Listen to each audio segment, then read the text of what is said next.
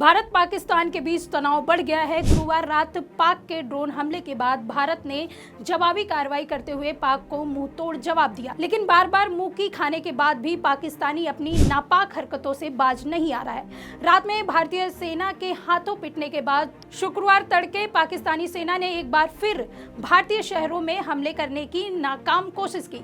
पाकिस्तान ने जम्मू और पंजाब के कई इलाकों में ड्रोन से हमले करने की कोशिश की।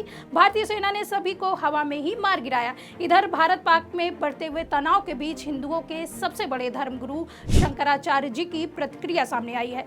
मेरठ प्रवास पे पहुंचे शंकराचार्य ने कहा कि हम भारतीय सेना और सरकार के साथ खड़े हैं। शंकराचार्य स्वामी अभिमुक्तेश्वरानंद सरस्वती महाराज ने कहा कि पाकिस्तान सीमा पर तो गोलीबारी करता ही है, लेकिन अब उसने शहरी इलाकों में हमारे निर्दोष लोगों को निशाना बनाने की चेष्टा की है।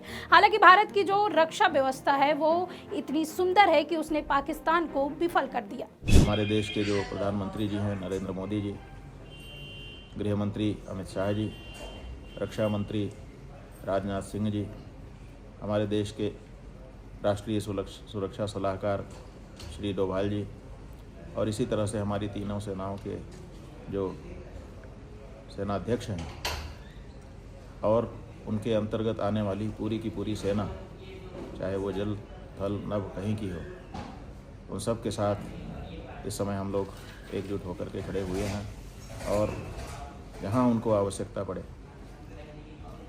वैसे तो हम धर्माचार्य हैं, लेकिन देश के लिए आवश्यकता पड़ने पर सेना के साथ लड़ने के लिए भी तैयार हैं।